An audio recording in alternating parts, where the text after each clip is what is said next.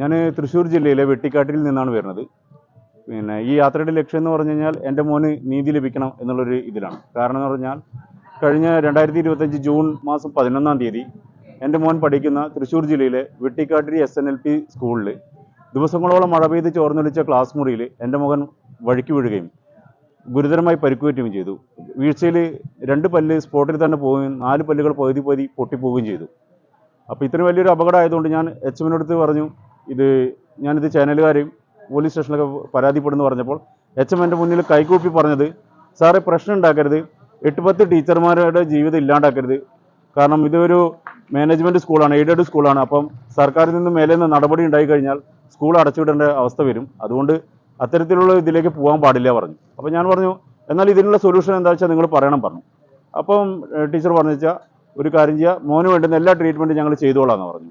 ഞാനത് ടീച്ചർ പറഞ്ഞതൊരു കാര്യമില്ല, ഇതിന് ബന്ധപ്പെട്ട അധികാരികൾ വന്ന് പറയണമെന്ന് പറഞ്ഞുകൊണ്ട് ടീച്ചർ മാനേജറെ വിളിക്കുകയും മാനേജർ വന്നപ്പോൾ മാനേജർ പറഞ്ഞു, ഇതെൻ്റെ വൈഫാണ്, എല്ലാ കാര്യങ്ങളും ആൾ ചെയ്തു തരും, പിന്നെ നിങ്ങൾ പേടിക്കേണ്ട ആവശ്യമില്ല, മോന് വേണ്ടുന്ന എല്ലാ ട്രീറ്റ്മെൻറ്റുകളും ഞങ്ങൾ ചെയ്തു തരാം, 2 പല്ല് വെച്ച് തരാം, പിന്നെ അതിന് എത്ര പൈസ ചിലവാക്കേണ്ടി വന്നാലും കുഴപ്പമില്ല, ഞങ്ങൾക്ക് 3 കുട്ടികളുള്ളതാണ്, വേണ്ട പോലെ എല്ലാ കാര്യങ്ങളും ഞങ്ങൾ ചെയ്തുകൊള്ളാം, പിന്നെ ഇത് എന്താ പറയുക, നിങ്ങളുടെ ട്രീറ്റ്മെൻറ്റ്, കുട്ടിയുടെ ട്രീറ്റ്മെൻറ്റ് പകുതിക്കിടില്ല, അങ്ങനെ ഇട്ട് വന്നാൽ അടുത്ത വർഷം ഞങ്ങൾക്ക് സ്കൂൾ നടത്താൻ പറ്റുമോ എന്നൊക്കെ അവർ പറഞ്ഞു പോയി.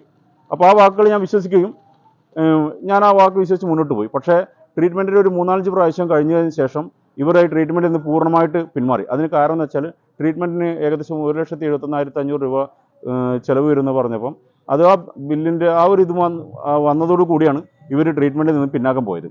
അപ്പോൾ അതുകൂടാതെ എന്ന് പറഞ്ഞാൽ ഈ 35-ാമത്തെ ദിവസം മോൻ്റെ ഈ എന്താ പറയുക അടിഭാഗത്തെ മോണം മുഴുവനായി പൊളിഞ്ഞിരുന്നു. അപ്പം അത് ഉണങ്ങാനുള്ള മരുന്ന് ഇതാക്കിയതിന് ശേഷം മാത്രമാണ് 35-ാമത്തെ ദിവസം റൂട്ട് കനാൽ ചെയ്യാൻ പറ്റുള്ളായിരുന്നുള്ളൂ. ഈ റൂട്ട് കനാൽ ചെയ്യേണ്ട കാര്യത്തിന് വേണ്ടിയിട്ട് 34-ാമത്തെ ദിവസം 32-ാമത്തെ ദിവസം ഇവരുടെ തന്നെ സ്കൂളിൽ പഠിപ്പിക്കുന്ന ഒരു ടീച്ചറുടെ ഹസ്ബൻഡ് കൂട്ടുകാരൻ്റെ ക്ലിനിക്കിലേക്ക് കൊണ്ടുപോയി.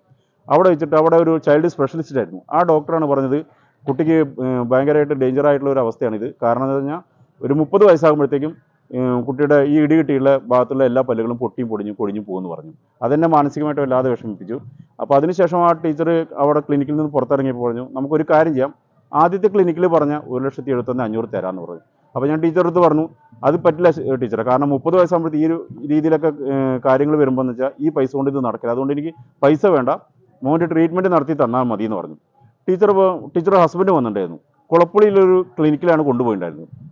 അപ്പം ടീച്ചർ ഹസ്ബൻഡ് പറഞ്ഞു, ഒരു കാര്യം ചെയ്യാം, ചൊവ്വാഴ്ചയാണല്ലോ ഇതിൻ്റെ ട്രീറ്റ്മെൻറ്റ് ദിവസം, ഞങ്ങൾ നാളെ ഞായറാഴ്ചയല്ലേ, മാനേജ്മെൻറ്റിനെയും പിന്നെ മാനേജർ HM-നെയും കണ്ട് സംസാരിച്ചിട്ട് തിങ്കളാഴ്ച ചേട്ടനെ വിളിച്ച് വിവരം പറയാമെന്ന് പറഞ്ഞു. എന്നാൽ തിങ്കളാഴ്ച ഉച്ച വരെയായിട്ടും ഇവരെന്നെ വിളിക്കുക ഒന്നും ചെയ്തില്ല. അതിൻ്റെ ഭാഗമായിട്ട് ഞാൻ ക്ലിനിക്കിലേക്ക് വിളിച്ചു, നാളത്തെ കാര്യങ്ങൾ എന്തൊക്കെയാണ് മോൻ്റെ ട്രീറ്റ്മെൻറ്റ് കേസ് പറഞ്ഞപ്പം 6 പല്ലാണ് ചെയ്യേണ്ടത്, അതിൽ 4 പല്ല് അർജൻറ്റായിട്ട് നാളെ ചെയ്യേണ്ടതാണ്, അതിന് ഒരു പല്ലിന് 5,000 രൂപ വെച്ചിട്ട് 20,000 രൂപ അടയ്ക്കണം പറഞ്ഞു. അപ്പം ഞാൻ ഈ 35 ദിവസത്തോളം എനിക്ക് ജോലിക്ക് പോകാനൊന്നിനും പറ്റിയിട്ടില്ല. കാരണം മോനെ നമ്മൾ ഈ ആനയൂട്ടൊക്കെ നടത്തണ പോലെ പഴം പുഴുങ്ങിയിട്ട് എന്താ പറയുക അണ്ണാക്കിൽ ഇങ്ങനെ വെച്ച് കൊടുക്കണം, അകത്തേക്ക് ഉള്ളിലേക്ക് നന്നായി വെച്ച് കൊടുക്കണം. അപ്പം മോൻ അത് പതുക്കെ കഴിക്കും. പിന്നെ വെള്ളമൊക്കെ കുടിക്കണമെന്ന് വെച്ചാൽ വാട്ടർ ബോട്ടിൽ പ്രസ് ചെയ്തിട്ട് അങ്ങനെയൊക്കെ കുടിക്കുന്ന ഒരു അവസ്ഥയിലായിരുന്നു. പിന്നീട് ജ്യൂസ് അങ്ങനെയുള്ള ഐറ്റംസ് മാത്രമേ കുട്ടിക്ക് കൊടുക്കാൻ പറ്റുള്ളൂ, മറ്റുള്ള ഭക്ഷണങ്ങളൊന്നും കുട്ടിക്ക് കൊടുക്കാൻ പറ്റാത്ത അവസ്ഥയായിരുന്നു. അപ്പോൾ ഈ രീതിയിലുള്ള കാര്യങ്ങളും ഇതൊക്കെ കണ്ട് മനോവിഷമത്തോടെയാണ് ഞാൻ സ്കൂളിലേക്ക് ചെന്നത്. സ്കൂളിൽ ചെന്നപ്പോൾ ടീച്ചർ പറയുന്നത് വെച്ച് കഴിഞ്ഞാൽ പിന്നെ അവർക്ക് ട്രീറ്റ്മെൻറ്റ് ഏറ്റെടുക്കാൻ പറ്റില്ല. അതുകൂടാതെ തന്നെ എൻ്റെ കുട്ടി സ്ഥിരം അസുഖമുള്ളൊരു കുട്ടിയാണെന്ന് വരുത്തി തീർക്കാൻ വേണ്ടിയിട്ട് ടീച്ചർ പറഞ്ഞാൽ അപകടം നടന്ന ദിവസം കുട്ടികളുടെ അടുത്ത് ഞങ്ങൾക്കൊന്നും ചോദിക്കാൻ പറ്റിയില്ല. കാരണം പിന്നീട് കുട്ടികളുടെ അടുത്ത് ചോദിച്ചപ്പോഴാണ് പറയുന്നത്, കുട്ടി ഇടയ്ക്കിടയ്ക്ക് ക്ലാസ് റൂമിൽ തലകറങ്ങി വീഴാറുണ്ടെന്ന്. ഞാൻ അവരോട് ചോദിച്ചു, ഒരു പേരൻ്റ് എന്ന നിലയിൽ പല പ്രാവശ്യം കുട്ടി വീണിട്ടുണ്ടെന്നില്ല, ഒരു തവണയെങ്കിലും എന്നെ വിളിച്ച് അറിയിക്കേണ്ട ചുമതല നിങ്ങൾക്കില്ലേ ചോദിച്ചപ്പം ടീച്ചർ അതിനൊന്നും മറുപടി പറഞ്ഞില്ല. പിന്നീട് ഇവർ പോലീസ് സ്റ്റേഷനിലേക്ക് വിളിക്കുകയും സ്റ്റേഷനിൽ SI വന്നു. SI വന്നിട്ട് ചോദിച്ചു കാര്യങ്ങളൊക്കെ. ആൾക്ക് എൻ്റെ കാര്യം ജെന്യൂനാണെന്ന് മനസ്സിലായപ്പോൾ ആൾ എൻ്റെ അടുത്ത് പറഞ്ഞു, പരാതി എത്രയും പെട്ടെന്ന് എഴുതി തരണം പറഞ്ഞു. എന്തുകൊണ്ട് ഇത്രയും നാൾ നിങ്ങൾ പരാതി തന്നില്ല, 34 ദിവസമായിട്ട് എന്തുകൊണ്ട് നിങ്ങൾ പരാതി തന്നില്ല എന്ന് ചോദിച്ചപ്പോൾ ഞാൻ പറഞ്ഞു, ഇവരെല്ലാം ചെയ്തു തരാമെന്ന് പറയുന്ന ഒരു വീഡിയോ ഓൾറെഡി ഞാൻ മുന്നേ ചാനലുകൾ വർക്ക് ചെയ്തുകൊണ്ട് ഞാൻ ആ ഒരു മൈൻഡ് വെച്ചിട്ട് ഇവർ പറയുന്ന കാര്യങ്ങൾ ഇവരെ അറിയാതെ ഞാൻ ഷൂട്ട് ചെയ്തെടുത്തിരുന്നു. അപ്പോൾ ആ ഒരു വീഡിയോ എൻ്റെ കയ്യിലുള്ളതിൻ്റെ ബലത്തിലാണ് ഞാൻ നിയമപരമായിട്ട് മുന്നോട്ട് പോകേണ്ടത്. പക്ഷേ ഇപ്പം ട്രീറ്റ്മെൻറ്റ് ഇത്രയും ചിലവ് വരുമെന്ന് കണ്ടപ്പോൾ ഇവർ ട്രീറ്റ്മെൻറ്റിൽ നിന്ന് പിന്മാറി. അതിൽ വേറൊരു വിഷയം കൂടിയുണ്ട്, ഞാൻ ചെയ്യാത്തതും പറയാത്തതുമായിട്ടുള്ള കുറേ കാര്യങ്ങൾ ഒരുപാട് പ്രാദേശിക ചാനലുകളും യൂട്യൂബ് ചാനലുകളും ഇവർ വരുന്നത് പറഞ്ഞു. 20,000 രൂപയുടെ ട്രീറ്റ്മെൻറ്റിന് 1,71,500 രൂപയുടെ ബില്ലുമായി ഞാൻ അവിടെ ചെന്നത്ര സംഭവിക്കാത്തൊരു കാര്യമാണ്. ആ പൈസ എനിക്ക് അന്ന് തന്നില്ല എന്നുണ്ടെങ്കിൽ 50 ലക്ഷം രൂപ എനിക്ക് നഷ്ടപരിഹാരം തരണമെന്ന് ഞാൻ പറഞ്ഞിട്ടുണ്ടായിരുന്നു. അങ്ങനെ ഒരു സംഭവം നടന്നിട്ടില്ല. ആ സ്കൂളിലെ എനിക്ക് കാണാൻ പറ്റിയ 3 CCTV ക്യാമറയാണ്. ഞാൻ ഈ ബില്ലായി പോകുന്നത് അവർ കാണിച്ചു തരട്ടെ. അതുകൂടാതെ ഇവർ പറഞ്ഞു വെച്ചാൽ കുട്ടി പുറത്ത് കളിച്ചുകൊണ്ടിരിക്കുമ്പോൾ മഴ വന്നപ്പോൾ ക്ലാസ്സിലേക്ക് ഓടിക്കയറിയിട്ട് തലകുത്തി മറിയാൻ ശ്രമിച്ചപ്പോഴാണ് അപകടം ഉണ്ടായിരുന്നത്. സ്റ്റേഷനിൽ വന്നിട്ട് ഇതേ മാനേജർ പറഞ്ഞു പറഞ്ഞാൽ കുട്ടി മുകളിലോട്ട് നോക്കിയിട്ടാണ് അപകടം ഉണ്ടായത്. ചൈൽഡ് ലൈനിലും DLSലും വന്ന് പറഞ്ഞത് കുട്ടി റൊണാൾഡോയെ പോലെ പന്തടിക്കാൻ ശ്രമിച്ചപ്പോൾ വഴിക്ക് വീണിട്ടുണ്ടായ അപകടമാണെന്ന്. എന്നാൽ ഹ്യൂമൻ റൈറ്റ്സിലെ മാഡം ക്ലാസ് ടീച്ചറെ വിളിച്ച് ചോദിച്ചപ്പോൾ ക്ലാസ് ടീച്ചർ കൊടുത്ത മറുപടി എന്ന് പറഞ്ഞാൽ കുട്ടി ഊണ് കഴിച്ചിട്ട് കൈ കഴുകാൻ പോയപ്പോൾ അവിടെ വഴിക്ക് വീണെന്നാണ്.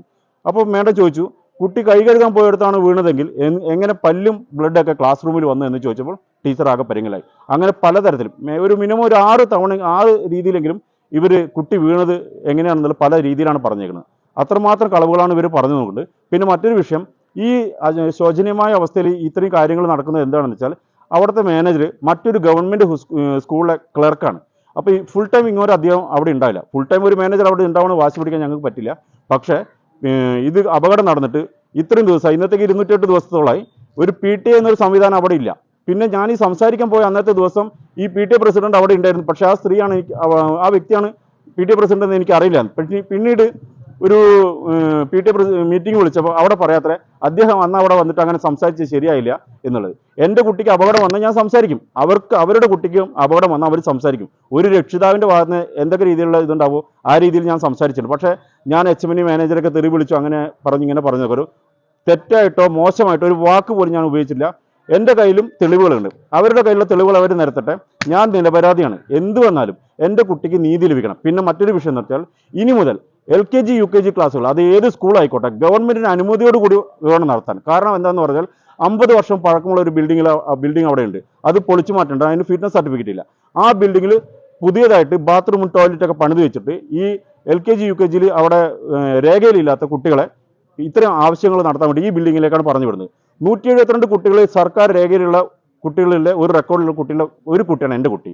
ആ കുട്ടിക്ക് ഈ അപകടം നടന്നിട്ട് ഈ സ്കൂളുകാർ ഇങ്ങനെ ഈ രീതിയിലാണ് മുന്നോട്ട് പോയിട്ടുള്ളത്. അപ്പോൾ ഈ 100 കുട്ടികൾക്ക് ഇനി എന്തെങ്കിലും അപകടം ആ ബിൽഡിംഗ് പൊളിഞ്ഞു വീണ് സംഭവിച്ചു കഴിഞ്ഞാൽ ആരും ഉത്തരം പറയും? ഉത്തരം പറഞ്ഞിട്ട് എന്താണ് കാര്യം? കുട്ടികൾ നഷ്ടപ്പെട്ട് രക്ഷിതാക്കളുടെ അടുത്ത് മറുപടി പറഞ്ഞുകൊണ്ട് കാര്യമുണ്ടോ? അതുകൊണ്ട് സർക്കാർ ഇതിനൊക്കെ വേണ്ടുന്ന എല്ലാ നടപടികളും സ്വീകരിക്കണം.